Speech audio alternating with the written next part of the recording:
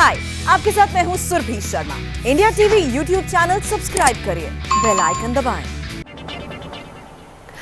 72 घंटे पहले भारत ने दुनिया के सबसे बड़े प्लेटफॉर्म पर यह बताया था कि पाकिस्तान दुनिया में आतंकवाद का सबसे बड़ा सप्लायर है और 72 घंटे के अंदर भारत ने इसका सबूत भी दे दिया।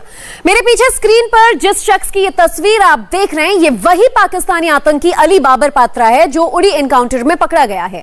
यह भी पाकिस्तान में उसी ओकारा जिले का है जहां से अजमल कसाब आया था और मुंबई हमले के दौरान जिंदा पकड़ा गया। मतलब बहुत साफ है कि पाकिस्तान अपनी हरकतों से बाज नहीं आ रहा है। यह आतंकवादी किस मिशन पर था और पाकिस्तान ने उसे कैसे पैसों का लालच देकर तैयार किया, ऐसी बहुत सी बातें देखिए हमारी इस रिपोर्ट में।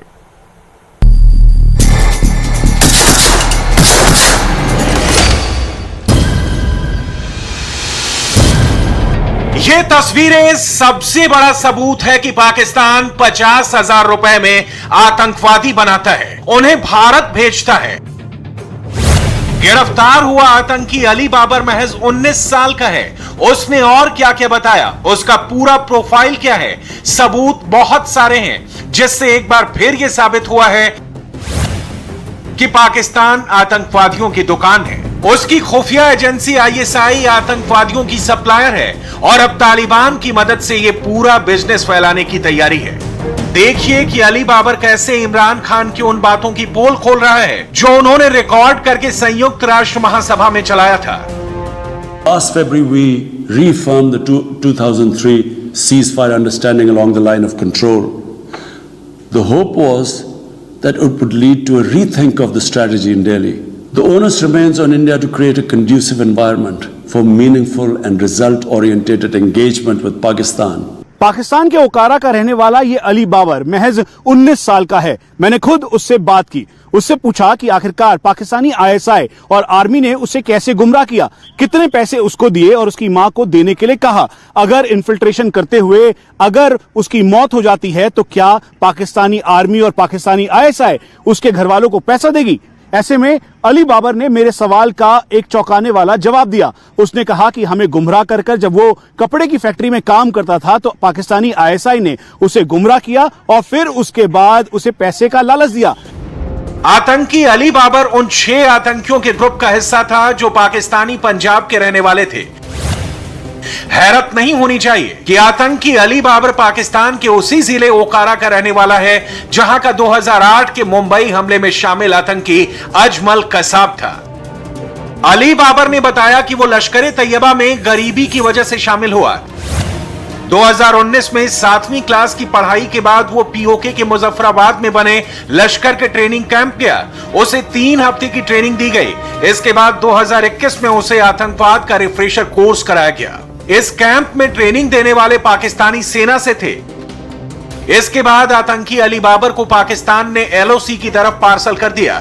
जब एनकाउंटर चल रहा था और अली बाबर अपने साथी आतंकियों को मरते हुए देख रहा था, तब वो घबरा गया और उसने कहा कि वो सरेंडर करने को तैयार है। भारतीय सेना उसे ना मारे। 25 रात को जब नाले में ये 2 का ग्रुप छुपा हुआ था, फायर फाइट शुरू हुआ। फायर फाइट में एक टेररिस्ट 26 की सुबह को मारा गया। 26 की सुबह जब ये टेररिस्ट मारा गया तो उसका जो साथी था उसकी हमें चिल्लाने की आवाज आई कि मुझे बख्श दो। तो प्रिकॉशंस लेते हुए नियत आदमी पर फायर करना हमारी टीचिंग में नहीं है, तो अपनी सेफ्टी का प्रिकॉशंस लेते हुए इसका सरेंडर हमने कबूल किया। आतंकी अली बाबर के मुताबिक उसे अपनी विधवा मां के इलाज के लिए पहले 20,000 रुपए दिए गए और वादा किया गया कि जब वो बारामूला में हथियार सप्लाई करके लौटेगा तो उसे 30,000 रुपए मिलेंगे। यानी पाकिस्तान 50,000 रुपए में आतंकी से डील करता है और 20,000 रुपए थमाकर उन्हें मरने के लिए LOC पर भेज देता है। भारतीय सेना के इसी ऑपरेशन बलवान के तहत जो कंपनी कमांडर, बहुत ही यंग कंपनी कमांडर है, उसने अपने स्टिक के साथ उस पर दबाव बनाया और फिर उसके बाद एक को न्यूट्रलाइज किया। दूसरा जैसे ही न्यूट्रलाइज हुआ उसके बाद वो रोने लग गया। उसने भारतीय सेना से दुहाई की कि उसे जिंदा बचना है और फिर उसके बाद ठीक इसी जनरल एरिया में जो कि इस्लामाबाद के बिल्कुल पास का एरिया है, यहाँ पर भारतीय सेना ने उसे डिटेन किया। After a intense fire fight with these terrorist we were able to neutralise one of them. On further searching the area, we heard the wailings of another terrorist who was the youngest among these two. The second terrorist pleaded us for his life. ये बात बहुत साफ है कि पाकिस्तान लोगों की गरीबी का फायदा उठाकर उन्हें आतंकवाद में धकेल रहा है। तो इसने खुलासा किया कि ओकारा पाकिस्तान दीपालपुर गांव का है और इसने पर्टिकुलर्स दिए।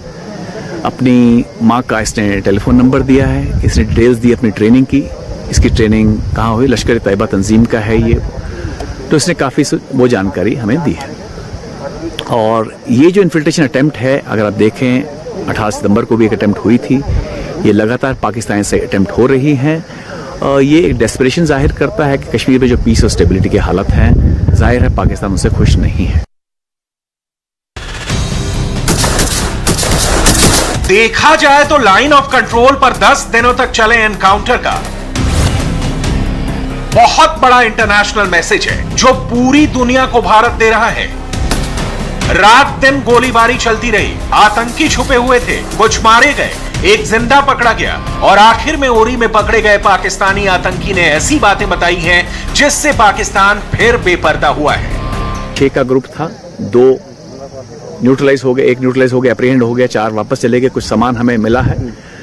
तो इनका क्या इंटेंट था, जाहिर है कि it was more than just a supply drop. And इसने जो बताया है, इसकी डेस्टिनेशन पट्टन बता रहा है ये कि इनको पट्टन में जाना था। पाकिस्तानी आर्मी और पाकिस्तानी ISI बाबर को ये बात कह रही थी कि दरअसल वहां पर यानी कश्मीर के अंदर जो सिक्योरिटी फोर्सेस हैं वो जितने भी यहां पे मुस्लिम हैं उनके ऊपर एट्रोसिटीज करती है। लेकिन जब अली बाबर को यहां पर सिक्योरिटी फोर्सेस ने एप्रीहेंड किया तो उसको साफ समझ में आ गया कि दरअसल पाकिस्तान ये प्रोपेगेंडा फैला रहा था। इसीलिए मेरे सवाल के जवाब में अली बाबर ने इस बात को भी कहा कि पाकिस्तान से गुमराह होना बिल्कुल भी सही नहीं है। पाकिस्तान लोगों को गुमराह करता है, उनकी मजबूरी का फायदा पाकिस्तानी ISI और पाकिस्तानी आर्मी उठाती है। उरी एनकाउंटर में पकड़ा गया पाकिस्तानी आतंकी देखिए, भारत के खिलाफ आतंकवाद का पैरामीटर समझिए। मैसेज बहुत साफ है, भारत को अब तालिबान, पाकिस्तान और चीन से एक साथ निपटना है और यह सब भारत को अकेले ही करना है और वो इसके लिए पूरी तरह से तैयार है क्योंकि अमेरिका साथ नहीं देगा। अफगानिस्तान से भागने के बाद ना अब वो इस लायक बचा है, ना ही उसका कोई इरादा है। चीन ने तालिबान को लेजिटिमाइज किया तो वहीं पाकिस्तान ने पूरी तरह से तालिबान को सपोर्ट किया। पाकिस्तान के लश्कर, जैश और हिजबुल के आतंकी तालिबान के साथ मिलकर अफगान फोर्सेस का मुकाबला कर रहे थे। अब अफगानिस्तान में तालिबान की सरकार बन चुकी है, इसीलिए सबसे बड़ा खतरा इस समय भारत की तरफ है कि लश्कर, जैश और हिजबुल के आतंकी जो कि तालिबान के साथ मिलकर अफगानिस्तान में थे, उनको पाकिस्तान भारत की तरफ रूट कर सकता है और यही वजह है कि इसे गंभीरता के साथ देखा भी जा रहा है। इसलिए इस रीजन में भारत के सामने 3 बड़े चैलेंज हैं। एक तरफ पाकिस्तान और तालिबान है तो दूसरी तरफ उत्तरी और पूर्वी फ्रंट पर चीन है और वो पाकिस्तान और तालिबान का मेंटर बन चुका है। चीन आर्थिक तौर पर तालिबान की मदद कर सकता है तो वहीं दूसरी तरफ पाकिस्तान पूरी तरह से तालिबान के साथ मिलकर अफगानिस्तान के साथ साथ आसपास के देशों को उथल पुथल करने के लिए पूरी रणनीतिक तौर पर स्ट्रेटजी तैयार कर रहा है। और यही वजह है कि जब ISI चीफ अफगानिस्तान पहुंचे तो तालिबान की सरकार फॉर्म हुई और फिर उसका असर पूरे तौर पर दिखने लगा। इस वक्त कच्छ के बॉर्डर से लेकर जम्मू कश्मीर में LOC तक और लद्दाख से लेकर अरुणाचल प्रदेश की LAC तक भारत की तरफ से जो भी खतरे हैं उसकी इंटेलिजेंस से लेकर सबूत जुटाने तक और ऑपरेशन करने तक भारत अपने दम पर फ्रंट फुट पर खेल रहा है। इसलिए दुनिया को यह स्टोरी जरूर देखनी चाहिए। इस वक्त उरी में हुए एनकाउंटर को एक बड़े कैनवस पर देखने की जरूरत है। एक ही हफ्ते में जम्मू कश्मीर में LOC पर हुए एनकाउंटर में 7 आतंकवादी मारे गए हैं जबकि एक आतंकी गिरफ्तार हुआ है। अली बाबर जिन आतंकियों के ग्रुप में था वो LOC पर सलामाबाद नाले वाले रास्ते से कश्मीर में घुसे थे। ये वही रूट है जिससे 2016 में पाकिस्तानी आतंकियों ने घुसपैठ की थी और फिर उरी में सेना के अड्डे पर बड़ा हमला किया था। हम आपको ऑपरेशन बलवान की माइन्यूट डिटेल बता रहे हैं। आज से ठीक 5 साल पहले यानी 18 सितंबर के दिन उरी अटैक हुआ था, ये वही जगह है। और इसी जगह को एक बार फिर से इस्तेमाल करते हुए इस्लामाबाद नाले के जरिए पाकिस्तान ने प्लानिंग की कि एक बार फिर से उसी दिन एक बड़ा अटैक प्लान कर सके, लेकिन भारतीय सेना ने ऑपरेशन बलवान के तहत इसे पूरी तरीके से फॉइल कर दिया। इंडिया टीवी आपको दिखा रहा है पूरी पोजिशनिंग इस ऑपरेशन बलवान की। दरअसल ये पूरा एक्सेस लाइन ऑफ कंट्रोल है, जिसके दूसरी तरफ पाकिस्तान का मुजफ्फराबाद एक्सेस है और चकोटी गांव है। चकोटी गांव का एरियल डिस्टेंस करीबन 2 से 3 किलोमीटर है। हम आपको ये बता दें कि टेरर कैंप और लॉन्चिंग पैड के तौर पर जाना जाता है। उसके अलावा ये जो पूरा एरिया है, यहाँ पर आलियाबाद, गढ़ी हबीबुल्ला, चेलाबंडी, दूधनियाल जैसे कई और टेरर कैंप भी हैं और यहीं से पाकिस्तान ने ये साजिश रची।